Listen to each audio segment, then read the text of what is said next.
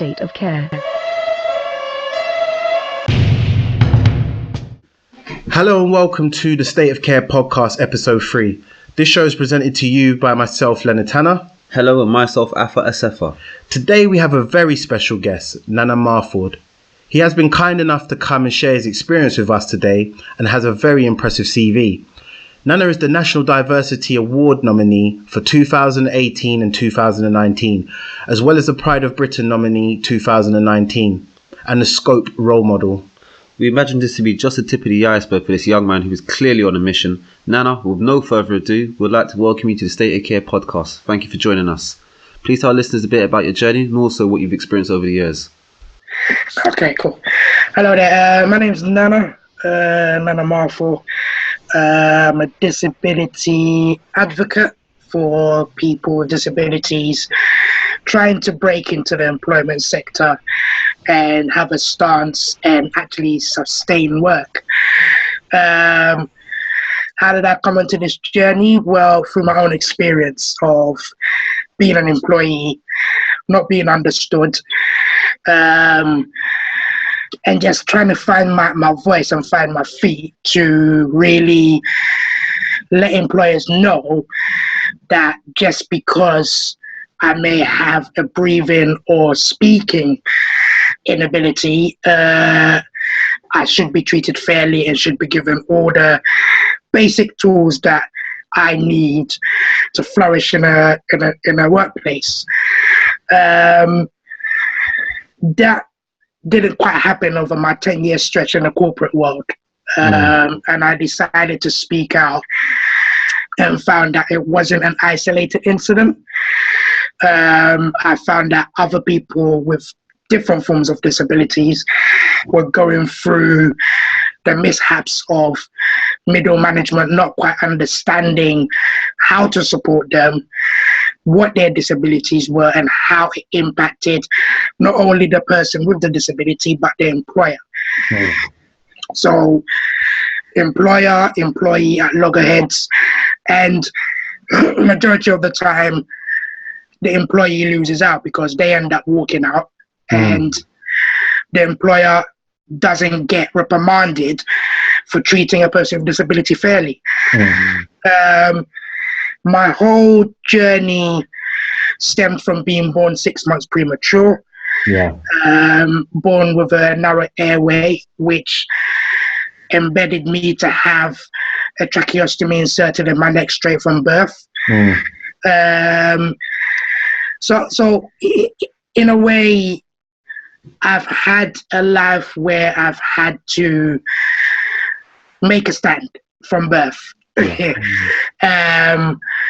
It's been a difficult journey, but a journey well fulfilled, because now I'm that shining beak for people with disability in terms of trying to get employment and join society as they rightfully should. And that's me. No, definitely. I mean, I must say, I'm very impressed hearing your story, and you're very inspirational in what you're describing here. And I can imagine a lot of people in your situation with a number of different disabilities, possibly are going through the same thing, if not worse. And that kind of leads on to kind of my first question. As employment is at a very low rate at the moment, how can society and the government really enable an equal footing for more disabled people within the workplace? I think it's there's people with disability do want to work. The statistics or the social model may look at how people with disabilities struggle and think, oh, this person can't work, or why are we really focusing on them? Let's just put them on the personal payment independent payment plan, because they're not going to amount to nothing, or they can't really be effective as a person with a disability.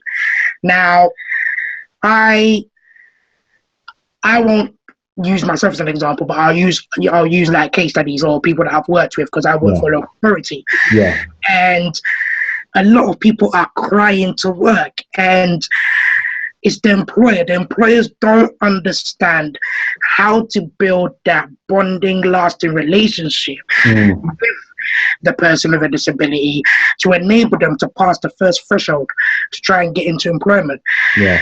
There's a lot of people that I've come across who say they've applied for 1,000 jobs, and soon as they have a face-to-face and the employer sees them, they may have a physical disability, they may have a mental disability. Straight away, you can see the distance between the employer and the potential employee, because they're a bit like, whoa, you've got a disability, how are you going to be productive to us? So it's more of a financial token than to look at, okay, let's help build society and make it a better place, and let's take you on so you can be that inspiration to others who don't have the capability to do so, but can see that there is hope at the end of the tunnel. So to me, I mean, even looking at the House of Commons library archive, here alone, there's 7.6 million people of working age, 16 to 64, are reportedly disabled. And only 18% are working age population. How do you, I don't know. Well, how do you feel that what could we do to tackle this? Do you think it's a matter of workshops, some sort of education, some sort of training for employers? How can we change those figures? What can we do? It is a matter of workshop, and it's a matter of employers changing their attitude. Directors at the top of organizations are all for inclusion. However, middle management and those below, they don't care. Fair enough, they've got pressures. You need to hit target, you need to be productive, your team need to show us, their monthly KPIs. We need to be seen to be doing. But without a happy workforce, there is no productivity.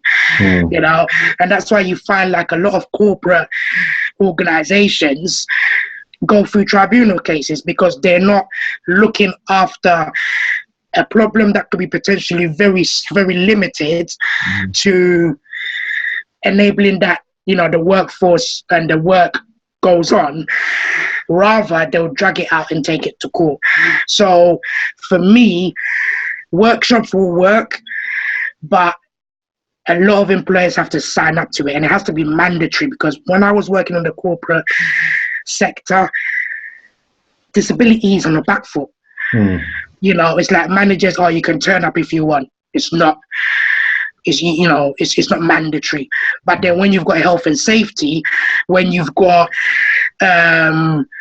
various little courses within the organization, and some of them, let me be honest, is a waste of time, but they'll turn around and tell you've got to go to that. But then when it's someone with a disability, it's like, oh, you don't really have to go, it's voluntary. So I feel the government should make it mandatory that every workforce or organization should have mandatory disability awareness training, from the head to the middle management to the staff on the ground. Okay. Most definitely. Nice, that's very interesting. Also, had a question on supported employment. Could you tell our listeners a bit about supported employment for those who don't actually know about supported employment? So, supported employment is basically a way in which a person with a learning disability or a physical disability can be assisted within the workplace. Now that means physically a support worker being in the workplace, making sure that the first few months or the first year or 2 years of that person's career runs as smoothly, because you can imagine someone with autism, you put them in a corporate world or you put them in a retail and they've never done it before, everything falls apart because their thinking capability is totally different from a person who doesn't have autism. They process things very differently.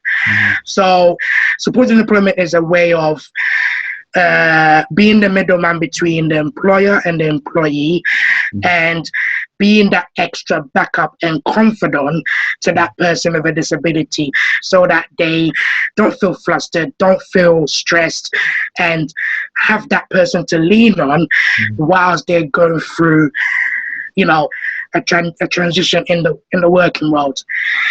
So it's more of assisted one-to-one in-work support to enable that the person sustains the job and possibly passes their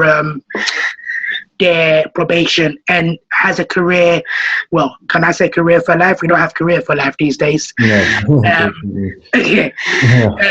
But what I can say is a career, you know, to start them. No, you're right. I mean, just kind of moving to the first point you made regarding kind of employment and employers.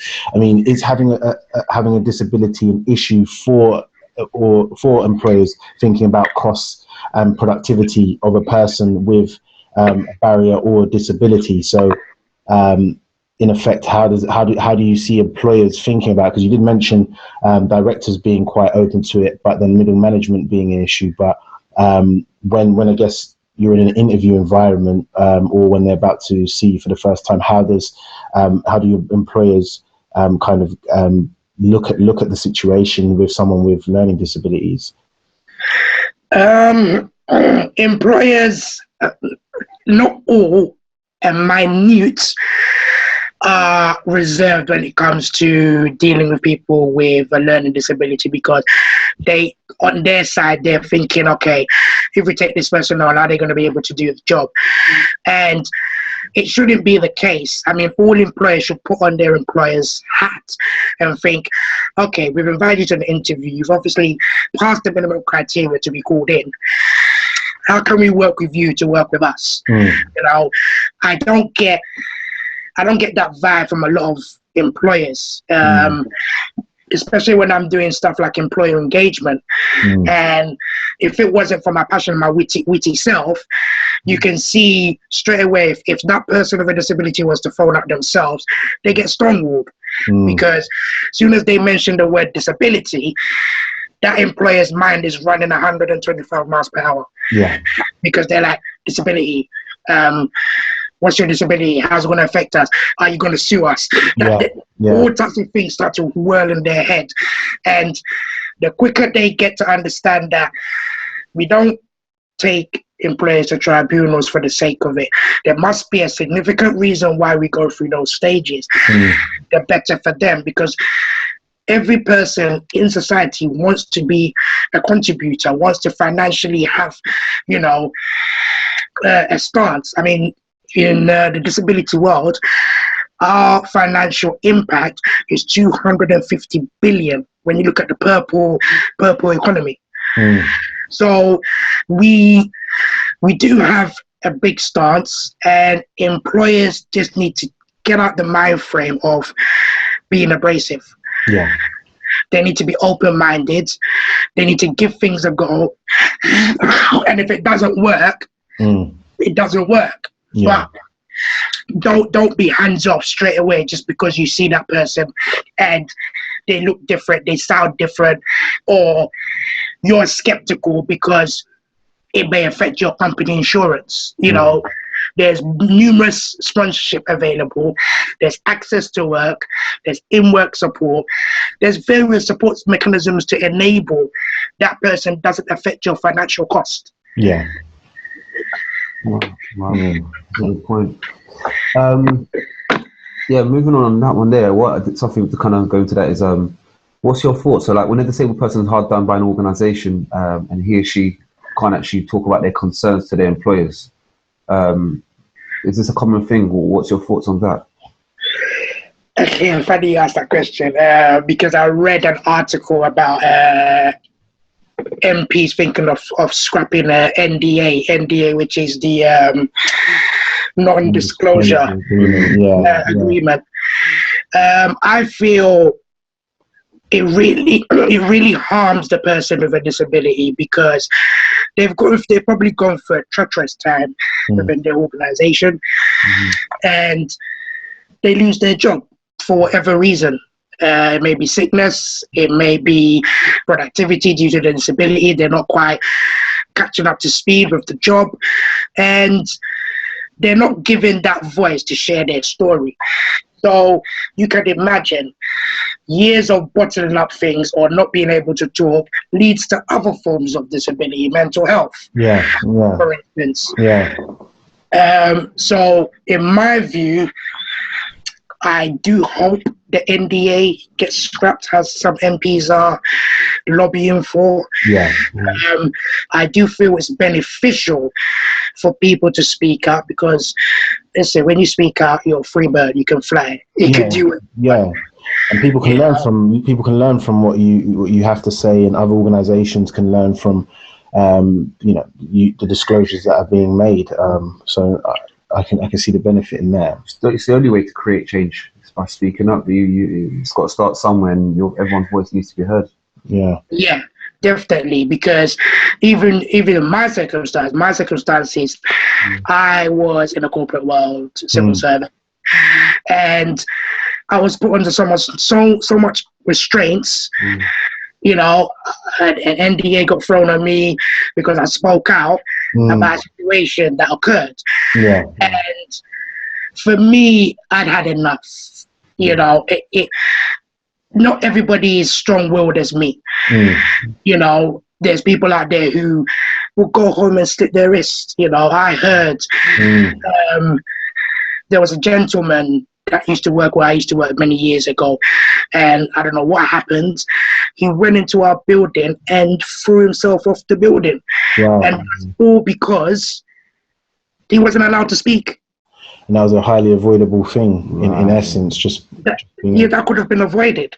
All it took was just a sit down, basic conversation, human being to human being, forget the company red tape, and just understand the person. But organizations, when they want to flip the coin and be professional and to the book, there is no room for that person with a disability to be themselves. You know, they're imprisoned by the red tape. And there's no safe spaces. And there's no safe spaces for them. That's very concerning, because that gentleman you just spoke of, who jumped off the work office building and took his own life. You can only imagine that must have been a long time of a build-up, build-up of pressure and stress, and then perhaps other mental health issues, depression. Very traumatic experience it must have been. For him to, so it says a lot. It says a lot. I think a lot of individuals who actually have the ability, the chance, or the mic to speak out, actually, go through a better recovery system. It's a lot of build-up of pressure, and cause of a lot of problems, and I mean, even the word duty of care, I used to hear that a lot when I went up corporate world. Oh, we have your duty of care. I think it's words that employers just throw around, because you don't. Because you don't know what that person's going through. You don't know what that person, wakes up in the morning and has to go through. So when that person is telling you they're stressed, or that person is telling you they can't come into work, some employers or some middle management think that certain employers are, trying to take the mick or trying to avoid coming in. But my thing is, employers, they need to open their ears and listen. Because the only way we're gonna decrease 46.3% of people out of employment who are disabled is by listening, being compassionate, having empathy, and looking at different ways of recruitment. Because the traditional recruitment that will work for you or I won't work for someone with autism. Someone with autism may come into a working interview and can show you what they can do, but ask them a question and you don't get nothing out of them, because their concept of taking in information isn't the same. So a lot of things have to be moved around for the employment sector, the disability employment gap, as it says on the House of Lords archive, which I hate, can be decreased. No, definitely. I mean, just kind of leading on from that, in society, do people with learning disabilities really have enough access to work? I feel people with learning disabilities are just put into a corner and left to rot. I don't think they've got the substantive support that they need, because they're seen as someone who doesn't comprehend things or takes things in as they should.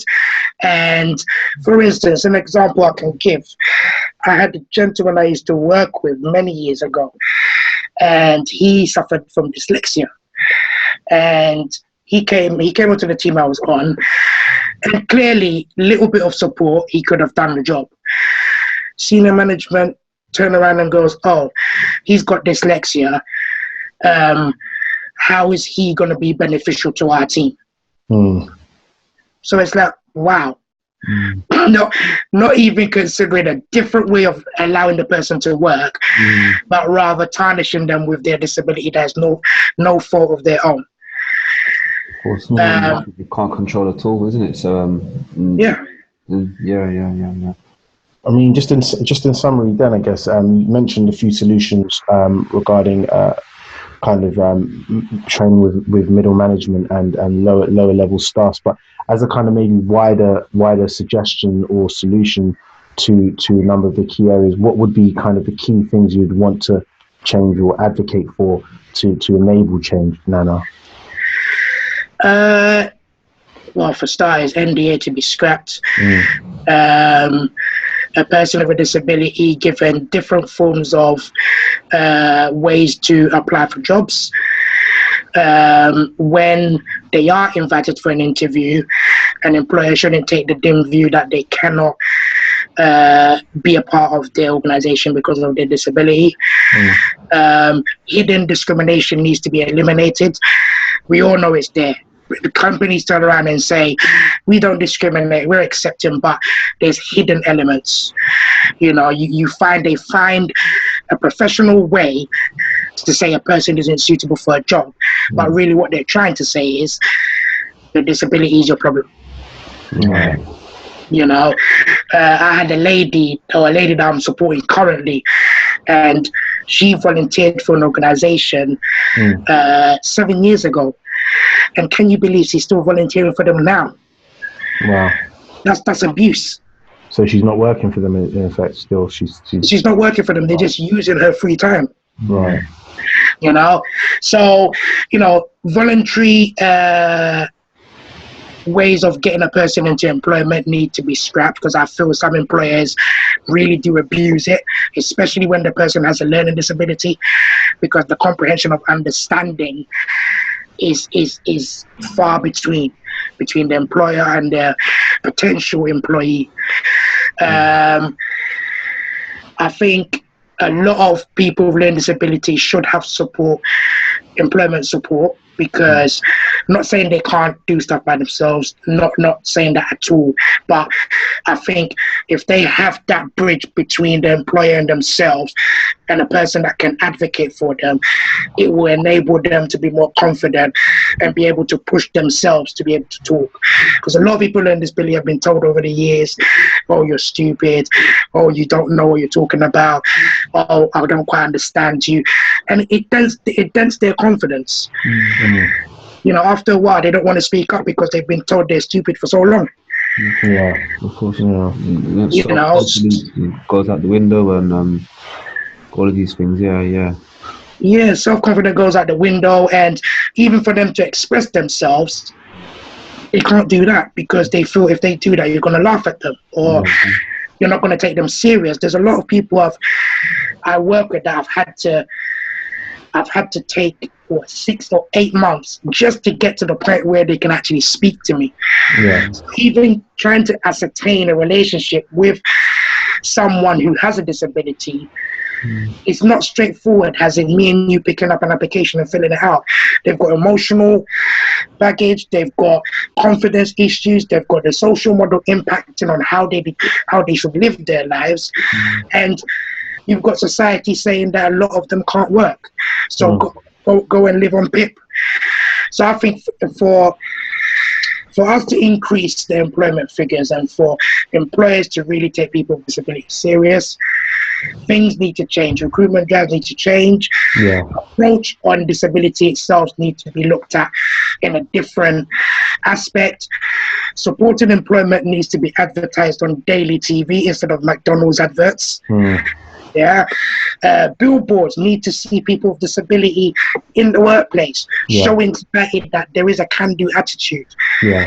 So a lot of visual marketing needs to be done. A lot of physical short stories need to be put on TV, and only then can people with disability rise up and be in the place where they should be.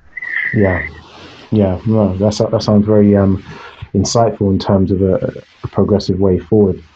I we do appreciate that, man, and we do really appreciate your time today as well at this podcast. Yeah, man, really well. My pleasure. Yeah. Well, that's for today's episode 3. We've been fortunate enough to hear about Nana's personal experiences. Nana, I'd just like to say thank you so much for coming around and spending time with us. I did want to ask you as well, is there anyone else you want to acknowledge who has helped you along your journey through it?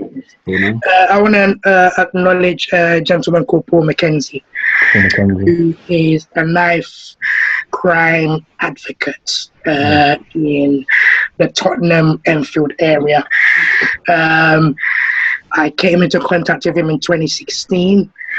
He owns an organization called Soapbox, and he enabled me to project my voice through film. Okay. So if it wasn't for him, my voice wouldn't be at where it's at in terms of being able to access the BBC, being able to be on other platforms. His video got about 5,000 views, and from that, as small as 5,000 is compared to millions views that people get, it's enabled me to be an ambassador for Scope. It's enabled me to work for the local authority that I work for and doing a job which is in relation to disability. And I just want to give him that due respect, because he's doing a tremendous job in terms of trying to turn around the youth surrounding knife crime. And he's also branched into other things to enable that everybody, not just the youth, the old, the disabled, we're all rising at the same time. Yeah, well done to him as well. Perhaps we should get him on a podcast at some time as well. Yeah, definitely. Yeah, lovely. Nana, would you like to let the listeners know where they can also find you, where they can follow you, where they can come to you for some advice? So you can find me on Twitter under Mr. Unique Voice. That's my handle. You can also find me on Facebook, Nana Marfo. And I'm also on Snap. I don't know what my Snap is. I'm new to Snap. But Facebook, Twitter, and Instagram is Mr. Unique Voice. Fantastic. And is that in capitals or any underscores or anything at all? Mr. _unique _ Yeah, brilliant. Very important. And it comes under the organization Unique Abilities Limited, which means the story behind that is I feel everyone's unique. We are not disabled. Society disables us by our condition, but I feel everyone's unique in their own way. And even for those who feel they don't have a disability, everybody has a disability, but we just don't know what it is. Fantastic, Nana. Yeah. Well, to our listeners, if you have any questions on today's show or you'd like to participate in future shows, you can find us at website www.totalcareunit.com. Alternatively, you can email us at info@totalcareunit.com. And we're also on Twitter, just like Nana, at twitter.com/state_of_care. And this is Afra and Leonard. Until next time, goodbye. Okay, so that's that cut version. Oh, he's just gone. There you go.